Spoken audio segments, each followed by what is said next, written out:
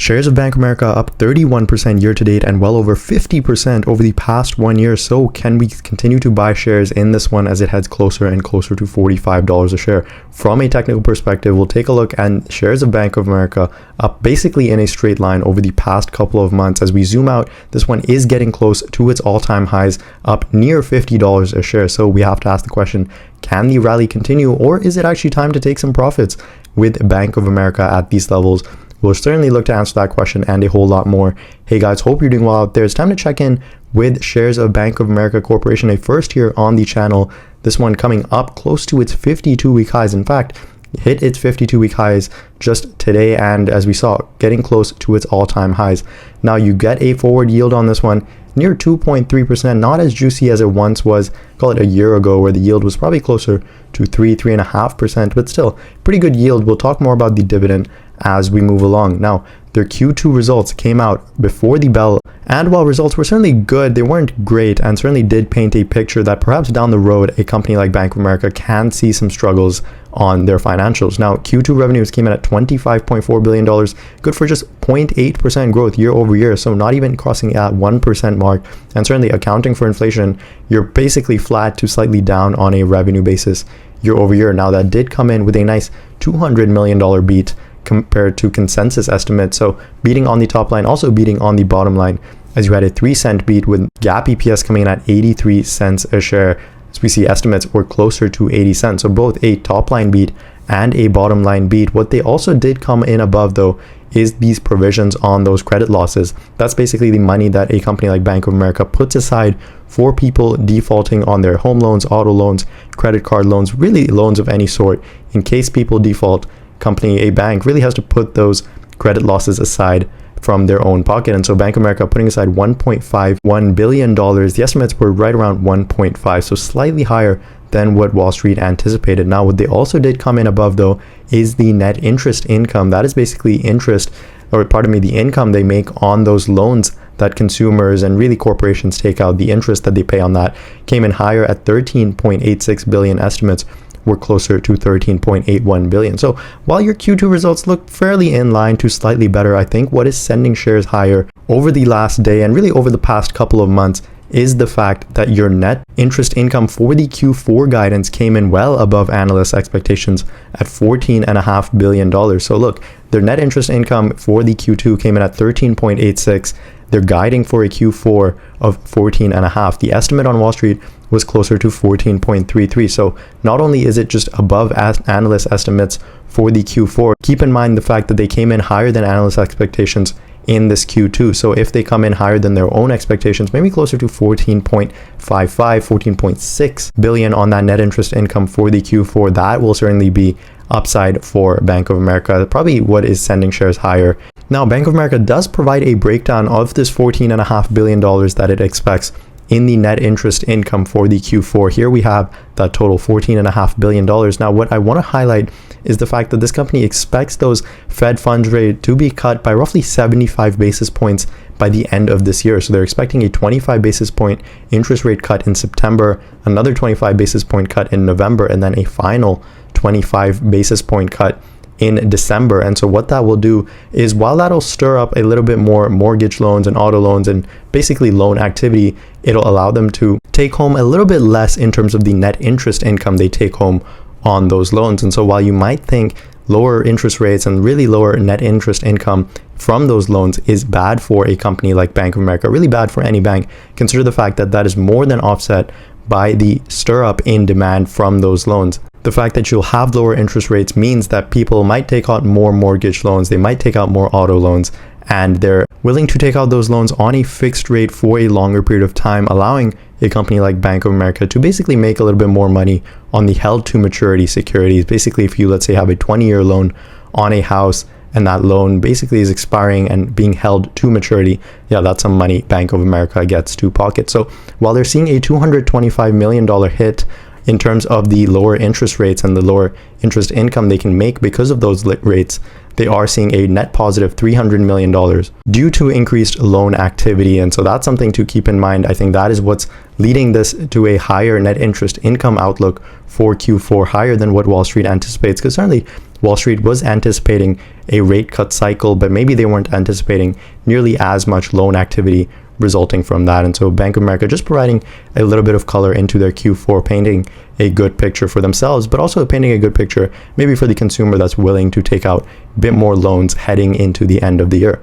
Now, what I want to point out is this is a bank that really doesn't trade at an overly expensive forward price to earnings ratio. You have basically till the end of this year, you're trading at a forward 13 times earnings. We look ahead to next year, you're right around 12 times. But keep in mind that this is a bank. You're expecting very minimal growth on that bottom line at just around 4 or 5%, coming up all the way to 9%. And then on the top line, just 2 to 3% growth. So while these forward price to earnings multiples might look low on the surface, consider the fact that this is really where this company and where all banks generally tend to trade around, if not lower, at the high single digits on an earnings multiple. So certainly nothing overly cheap, I would say, for a bank, especially a Bank of America. Now, the other way I really like to gauge the valuation on these bank stocks is through their price to tangible book. And that's exactly what I have pulled up here on Seeking Alpha. This is a 5-year price to tangible book for Bank of America. And you see, really over the past 5 years, this one likes to trade around, I'd say, closer to that 1.3, 1.2 times. And really, anytime you have a cross higher than 1.5 times, that's probably a sign where Bank of America is getting overextended a little bit from a price to tangible book. Basically, if you were to liquidate all of the assets over at Bank of America, the tangible value of those assets is what you're paying. And that is, you're paying basically $1.73 for every dollar in tangible assets. And certainly that has been high compared to the past, call it year and a half. And so anytime you can get this one closer to a 1.1, if not down to a 1 times a price to tangible book, I think that's where your valuation on this company makes a lot more sense. And so even from a price to earnings perspective, I think this one you want to pick up in the single digits, believe it or not. And so from a valuation perspective, Bank of America certainly is trading a bit rich at the current time. You can see that from its price to tangible book. Now, in terms of a dividend perspective, this is a great dividend growth story, one that's actually probably overlooked, I'd say, more often than not. And so you have 10 consecutive years of growing dividend payments over at Bank of America. You have an average, I'd say, CAGR of around 6 to call it up to 8%.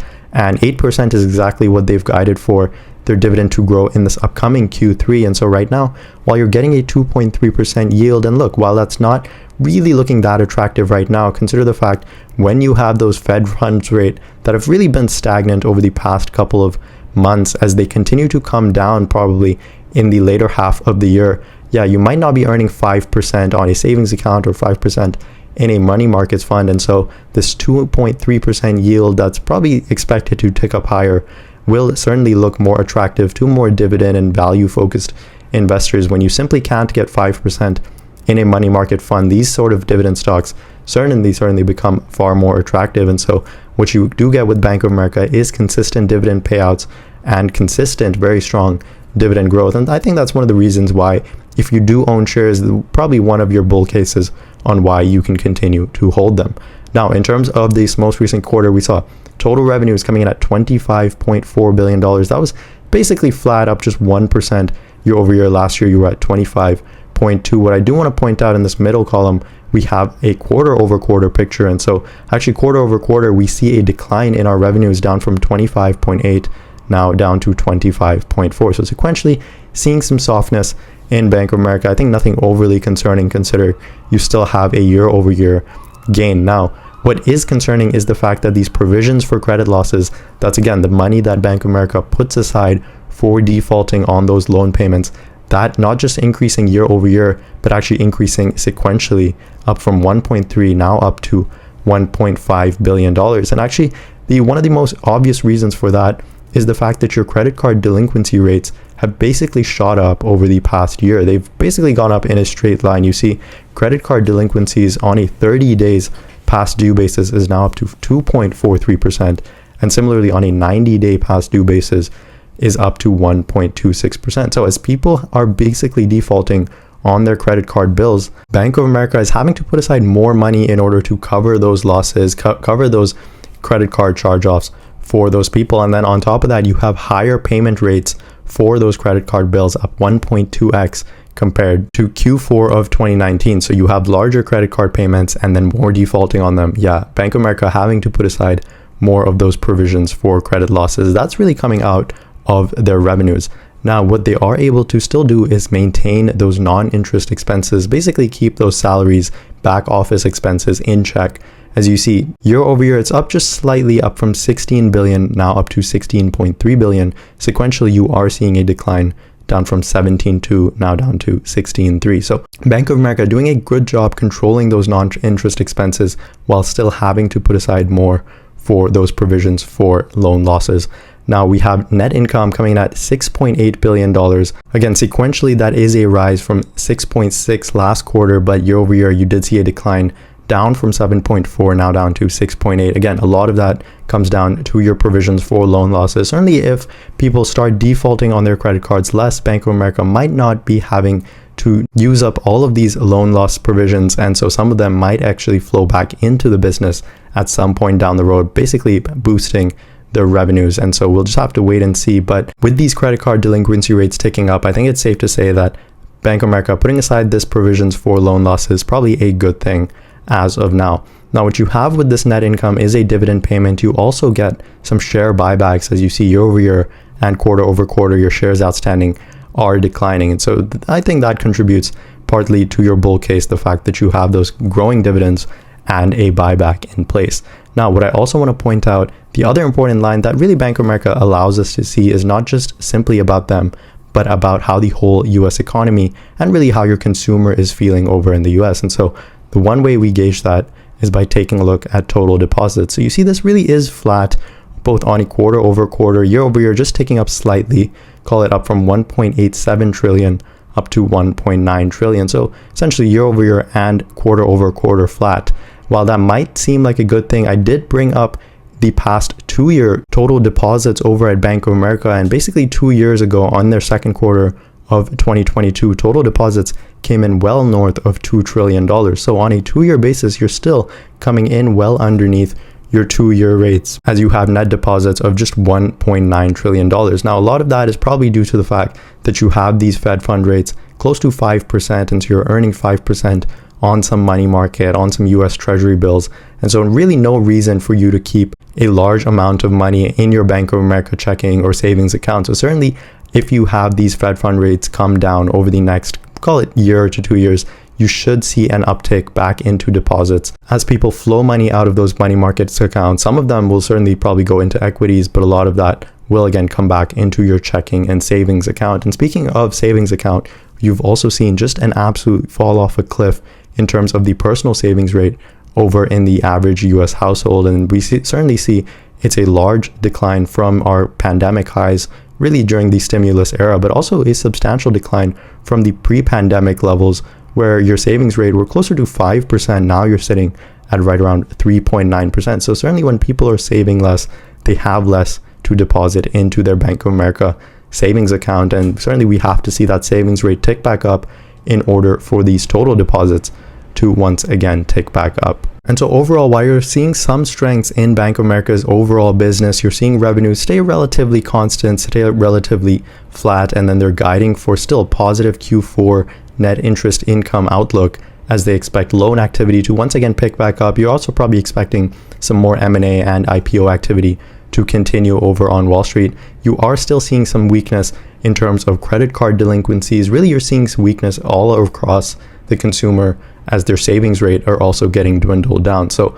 while Bank of America painting a good picture in terms of loan activity and really investment banking activity, I think you are seeing some real consumer weakness, both from a credit card and loan delinquency perspective and also a savings rate perspective. Now, where you aren't seeing weakness is on their stock chart, as you have shares of Bank of America basically rallying, call it over the past decade, go back to 2012. And this was a $7 stock. Now you're looking at a stock closer to $45 in the after hours. Certainly over the past couple of months since November of last year, stock has basically been in a straight line up. And so from just this technical perspective, certainly I wouldn't want to come in here and step in to pick up shares of Bank of America. Seems sort of like a FOMO trade. At this point, you can continue to hold shares. Absolutely. If you do, I would actually set a trailing stop loss though, because you are coming up close to your all-time highs, near $50 a share. And so as Bank of America comes up, certainly you don't have to peel off your whole position, but if you set a trailing stop loss, you can continue to realize some more upside as it continues to head higher in this channel while preventing some downside risk and really locking in those gains in the stock. Certainly if you see a reversion back to the downside of the channel, that will bring you down closer to $30 a share. And while that is a huge pullback, I think one that can be prevented by setting a trailing stop loss to really lock in some of these gains over at Bank of America. We saw from a tangible book perspective, this one is coming up closer to 1.8 times a price to tangible book, and that no doubt is expensive for a stock like this. So while I certainly wouldn't chase it at this point, I think this is actually a level where you can lock in some of your profits. You probably don't have to rip off your whole position, but there's no harm in selling off some shares and locking in some of those gains. And certainly if it comes down closer to the bottom end of this channel, that is, I think, once again, a level where you can look to step into shares of Bank of America. We see this one from a dividend perspective, certainly can make a whole lot of sense as you have interest rates coming down and probably those money market rates come down as well. That was my take on shares of Bank of America. One, I think I would hold off on buying for now. Certainly I would add it to my watch list for a deeper pullback. I think this is a level where you can actually look to lock in profits and take some gains rather than buy the stock. Let me know your thoughts on this one in the comment section below. We're just starting off with earnings season. We have all the software names coming up next week. We have Netflix coming up later this week. Stay tuned on the channel for that. Hit that like button, subscribe if you haven't. As always, thanks so much for listening, and I'll catch you guys in the next video.